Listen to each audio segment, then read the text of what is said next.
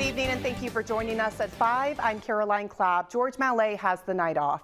Straight to our top story tonight. We are diving deeper into that important issue affecting people right here in Michiana. PFAS, also known as forever chemicals. As we first reported back in August, PFAS above the Environmental Protection Agency's allowable limit have been detected in the drinking water in South Bend. South Bend first began testing for PFAS in 2023. South Bend and Morgantown are the only two cities in Indiana to have PFAS above that EPA limit. Our I-team is looking into how this impacts you and what the city of South Bend is doing to fix it.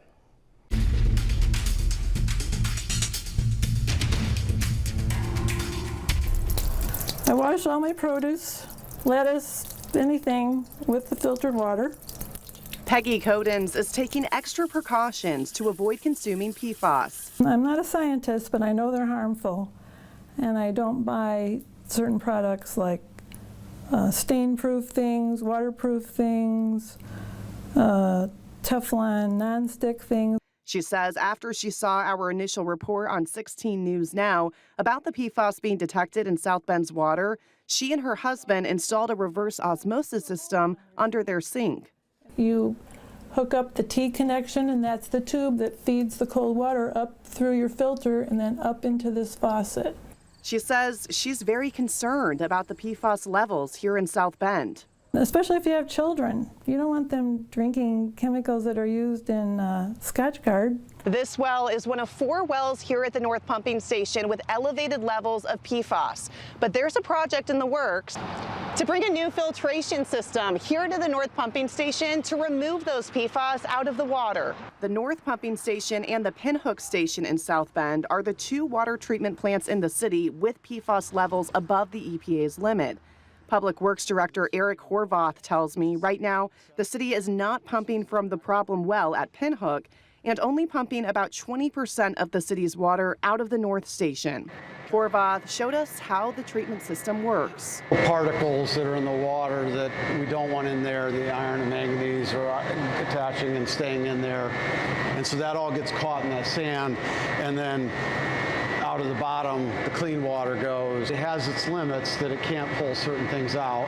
Right. And one of those things is it doesn't do anything to the PFAS. However, Horvath says the city will start building the new treatment system at the North Pumping Station next year with the goal to have it up and running by 2028.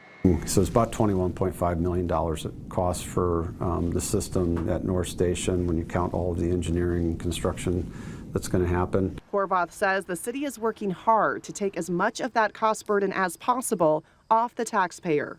He says about $10 million of the bill will come from dollars obtained through the class action lawsuit against 3M, a company that manufactures PFAS. These are all man-made chemicals.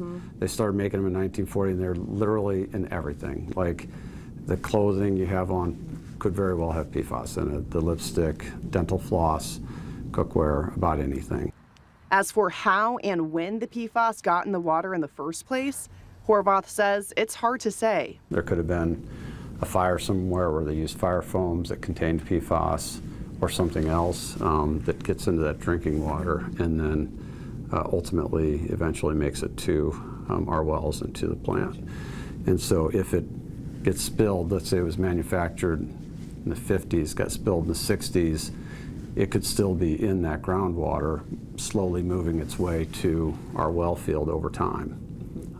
And so that's the difficult part of this, is that they persist in the environment. Horvath says since all the city's water merges together, even though there are several wells with elevated levels of PFAS, it becomes very diluted. I don't want people to get freaked out that, there's going to be severe consequences because, ultimately the average concentration in our drinking water is currently below what the compliance regulations will be in 2031.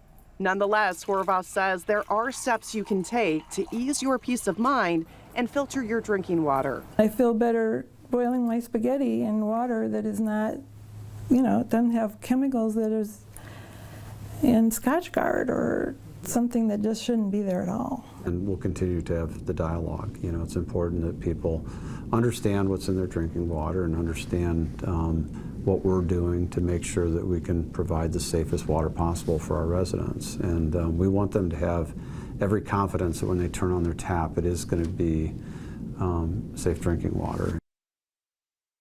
By the way, the FDA does not require bottled water companies to test for PFAS. Horvath says for those in the county on well water, PFAS could very well be present there. That would be up to the homeowner to test for that.